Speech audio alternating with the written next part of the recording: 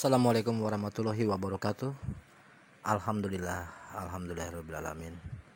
Kembali lagi bersama saya dengan Andre di sini. Mohon maaf jika banyak sekali pertanyaan. Kenapa kok pembukanya beda Andre sama yang lain? Yang lain itu kayak pakai doa segala macam ya. Saya sebenarnya bisa, saya hafal. Cuman saya takut menyebutkannya salah karena saya nggak mau itu dianggap menjadi sebuah pelecehan nantinya. Jadi saya nggak mau. Jadi lebih baik saya melakukan hal seperti ini aja, berbeda mungkin daripada yang lain. Jadi mohon dimaklumkan. Video kali ini mengenai sebenarnya banyak ya. Ini sambungan dari bahwa ada ayat-ayat Injil, kontroversi ayat Injil yang disembunyikan oleh gereja. Ya. Sebenarnya ada banyak sekali yang mesti saya harus ungkapkan. Cuma apa ya?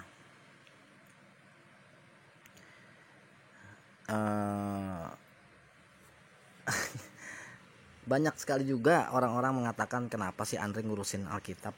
Ini berkali-kali saya bilang, udah deh, makanya jangan kepoin juga baca-baca Al-Quran segala macam, gitu aja ya. Nah, ini yang saya bahas sekarang itu adalah ayat-ayat yang mustahil dipraktekkan, karena kan mereka kan bilang bahwa mereka mengamalkan Alkitab, ya kan? Mereka mengikuti ajaran-ajaran Alkitab, kan begitu. Kalau saya mengatakan pada saat itu saya menemukan beberapa ajaran-ajaran yang dilakukan oleh umat Islam di Alkitab. Ya, banyak sekali. Nah, sekarang saya ingin membahas mengenai ayat-ayat yang mustahil dipraktekkan. Satu, mengenai hukum Sabat. Ya. Hari Sabat itu Sabtu, hari Sabtu. Itu hari Tuhan yang harus dikuduskan. Pada hari itu setiap orang dilarang bekerja harusnya. Dilarang memasang api, lampu, kompor, lain-lain lah. Karena Sabat adalah hari perhentian penuh. Orang yang kerja pada hari Sabtu harus dihukum mati. Itu di Keluaran 20 ayat 8 sampai dengan 11.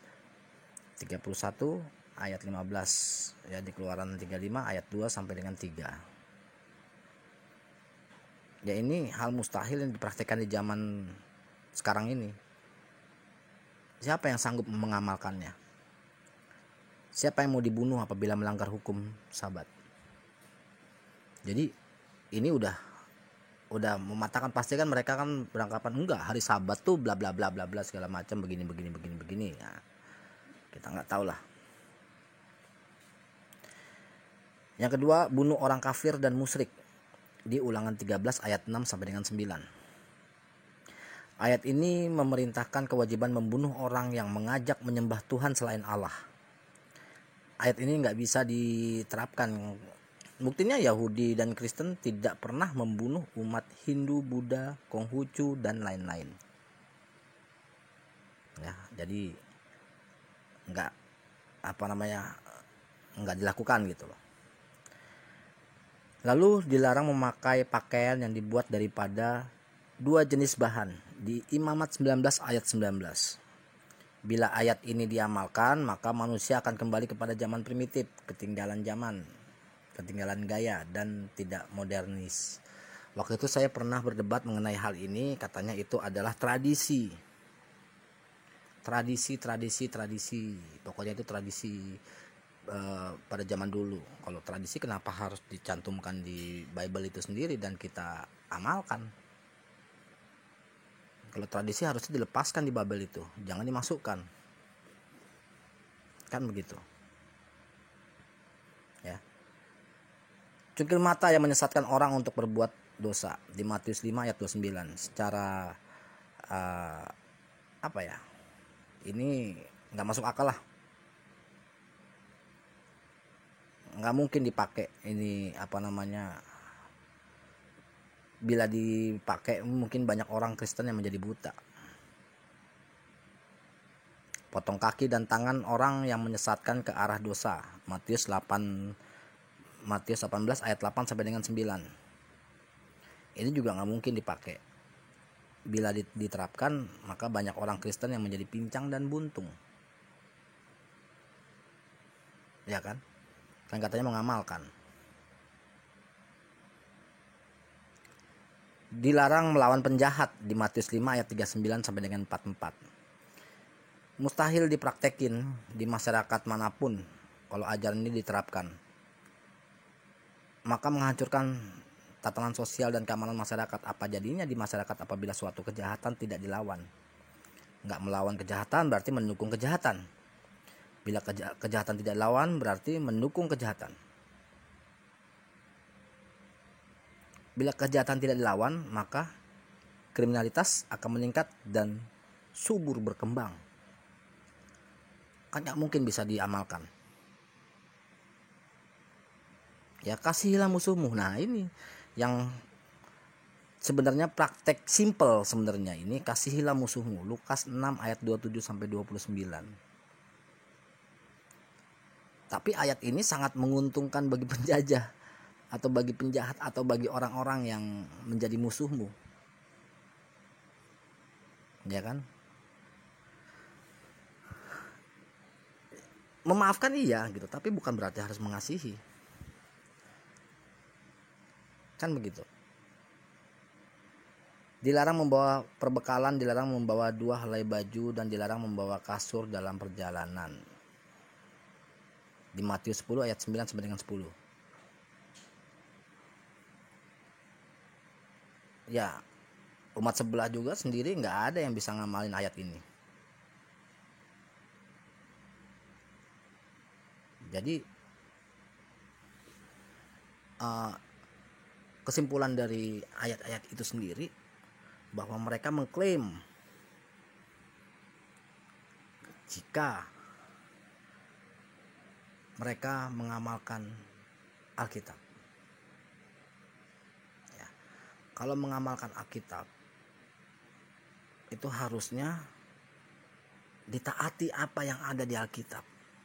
Di Perjanjian Baru pun juga ada kok. Jangan bilang oh kita lebih condong ke Perjanjian Baru. Wah, ada kok di Perjanjian Baru. Ada. Buktinya tuh di Lukas, di Matius, ada semua. Ya itu tradisi, akhirnya larinya itu tradisi, itu nggak bisa mungkin kita lakukan. Ya itu makanya jangan terlalu mencari kesalahan-kesalahan kesalahan-kesalahan umat muslim juga segala macam. Disitulah yang saya bilang bahwa Al-Quran itu sangatlah sempurna dan hampir semua dan kebanyakan memang semua mengamalkannya. Satu hal, tidak ada kontradiksi antara masing-masing ayat. Anda boleh cari, jangan digabungin hadis sama Al-Quran. Jadi tolong direnungkan lagi.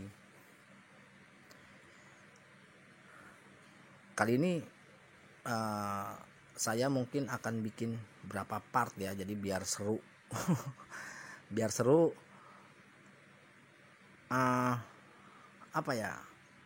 Mengenai apa yang ada di dalam Bible itu sendiri, supaya bisa memahami, oh ini ada khusus ini. Jadi banyak sekali kontradiksi, kontroversi yang jarang sekali disebutkan di gereja atau diajar. Waktu saya di sekolah minggu juga dulu, saya waktu aktif di Mudika, nggak pernah namanya ayat-ayat ini disebutkan, ayat-ayat ini diajarkan. Jadi video berikutnya akan ada lagi mengenai kontroversi ayat Injil yang disembunyikan. sebenarnya bukan disembunyikan ya, tapi tidak diberitakan gitu. Oke. Terima kasih. Wassalamualaikum warahmatullahi wabarakatuh.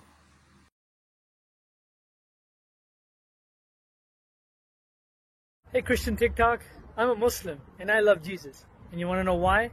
When Jesus walked up to somebody, he said, "Peace be on you." And as a Muslim, I say, "Assalamu alaikum." When Jesus prayed, he put his forehead on the floor. When I pray, I put my forehead on the floor as well. And of course, when Jesus was asked, what is the first commandment? He said, "Hear, O Israel, your Lord God is one God." As a Muslim, I believe is one God as well.